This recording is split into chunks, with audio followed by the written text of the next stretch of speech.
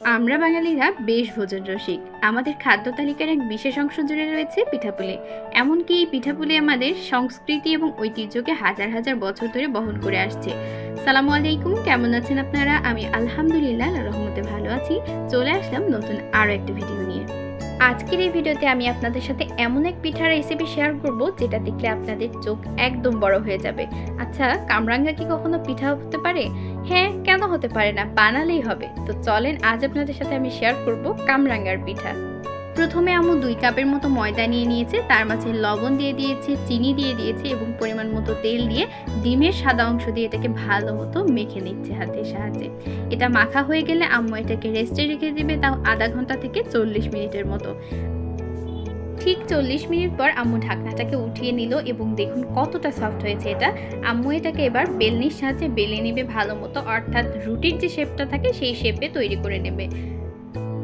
প্রথম অবস্থাতে আম্মু আটা ব্যবহার করলেও পরবর্তীতে কিন্তু আম্মু এটাতে কর্নফ্লাওয়ার ইউজ করবে। যেরকম এর উপরে এই রুটিটার উপরে আম্মু এখন কর্নফ্লাওয়ার দিয়ে দিল, তারপরে 2 সাইড থেকে ফোল্ড করে দিল।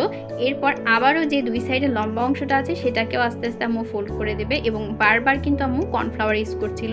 যেরকম তো আপনারা ভিডিওতে দেখতেই পাচ্ছেন যে আম্মু কর্নফ্লাওয়ার ইউজ করতেছিল বারবার, কেননা এটা হচ্ছে যে আটকায় রাখতে অনেকটা সাহায্য করবে। অ্যান্ড এরকম করে আম্মু কিন্তু আবারও রেস্টে রাখবে। আম্মুর এটা 2টা হয়েছিল, আম্মু এটাকে আবারও 30 থেকে 40 মিনিটের মতো রেস্টে রেখেছে। অনেক বেশি তেল দেওয়ার কারণে এটা অনেক বেশি সফট এবং অনেক গ্লাসি লাগছিল দেখতে ওই মুহূর্তটাতে। আবারও আম্মু কর্নফ্লাওয়ার ইউজ করে এটাকে আবারও বেলে নেবে। তারপর আম্মু আবারও বেলনার সাহায্যে এটাকে ভালো মতো একদম বেলে নিচ্ছে। এটা বেলা হয়ে গেলে আম্মু এবার একটা গ্লাসে মুখে কর্নফ্লাওয়ার লাগাই নিয়ে সেটাকে একদম গোল গোল শেপে কেটে নেবে। এই একই প্রসেসে সবগুলো রুটি থেকে আম্মু এই সাইজে গোল গোল করে কেটে নিয়েছে। তবে এটা স্টিলের গ্লাস হলে খুব বেশি ভালো হতো, যেহেতু নেই তাই কিছু করার নেই।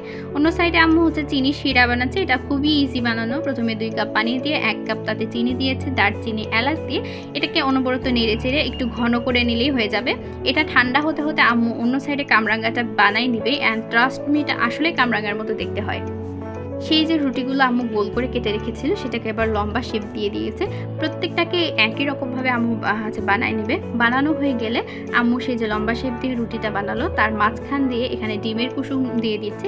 এটা মূলত আঠার কাজ করবে। আপনারা চাইলে অন্য কিছু আঠার হিসেবে কাজ করাতে পারেন, তবে এটাই বেশি কার্যকর, যার কারণে আম্মু এটা করছিল। এরকম একইভাবে আম্মু 3টাকে এটা করবে, মাঝখান বরাবর একদম কুসুম দিয়ে আঠা বানাই দিবে। এটাকে আঠার মতো লেগেও থাকবে। এই 3টা দেওয়া হয়ে গেলে তারপর আম্মু হাতের সাহায্যে চাপ দিয়ে এটাকে সেট করে নেবে এবং 2টা কাঠি 2 সাইড দিয়ে দিয়ে এরকে দড়ির সাহায্যে একদম বেঁধে দেবে ভালো মতো। এই কাঠি এবং সুতাটাকে আপনারা কিন্তু চাইলেই পরবর্তীতে বের করে নিতে পারবেন যখন এটাকে ভাজা হয়ে যাবে ভালো মতো।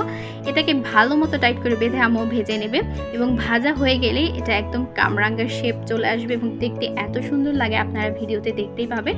পরবর্তীতে শুধু এটাকে তেলে শিরাতে একদম ডুবাইলেই হয়ে যাবে এই মজাদার কামরাঙ্গার পিঠা। আপনারাও চাইলে এটা বাসায় ট্রাই করতে পারেন এবং আমাকে জানাতে পারেন। আজকের ভিডিওটা এখানেই শেষ করছি। দেখা হবে অন্য কোনো একটা ভিডিওতে। সে পর্যন্ত সবাই ভালো থাকবেন।